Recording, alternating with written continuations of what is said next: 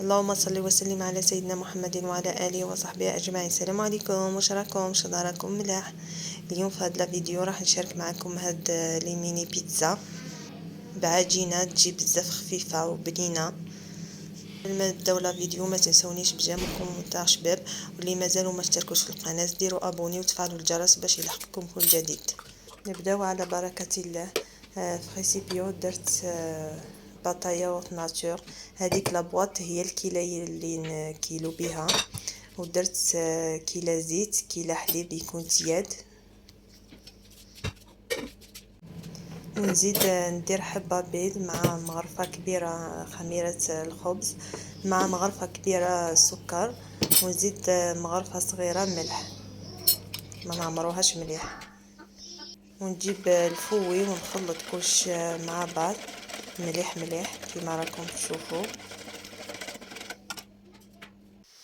ونبدا ندير الفرينه شويه شويه مع نص باكي خميره كيميائيه نديروها مع هذيك الفرينه، ونكمل نخلط حتى نتحصل على عجينه تكون طريه.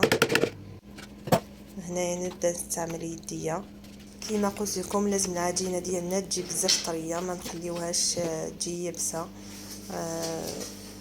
ونخليها تخمر، نغطيها ونخليها تخمر. بعد ما خمرت راني نكسر لها تخمر كيما راكم تشوفوا، ونجيب الفرينه نحط في البلون دو طرافاي تاعي ونهبط لاباط ديالي كيما راكم تشوفوا، ونقطع شويه شويه من لاباط وندير كويرات، ومن بعد نبسطهم في يديا. شوفوا كيفاش راني وندير شويه فرماج داخل، ومن بعد كي نكملهم كامل راني نبسطهم كامل دوائر كيما راكم تشوفوا.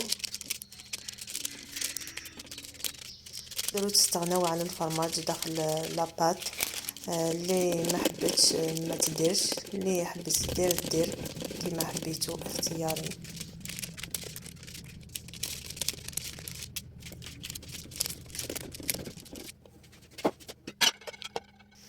بعد ما كملت راني ندير في صلصه البيتزا كيما راكم تشوفوا.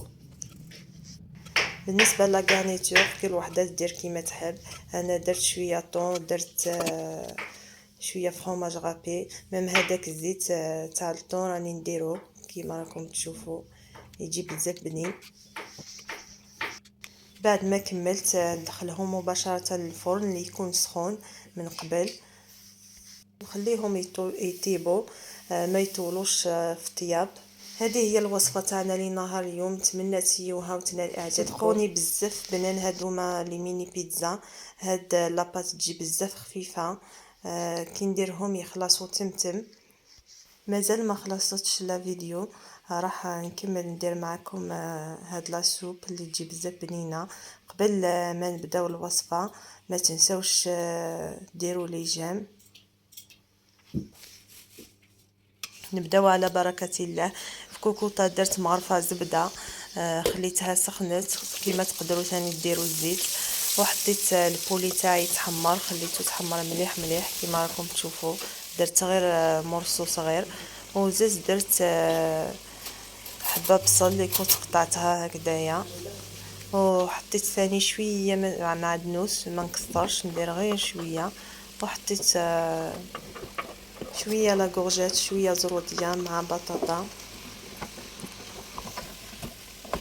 ونخلي كل شيء يتقلاو مع بعض، نخليهم يتقلاو مليح مليح. وفي جهه حطيت الماء يسخن، بعد ما نخلي الخضره تاعي تتقلى مليح مليح مع هذاك البولي والبصل، راني نمرق هنايا.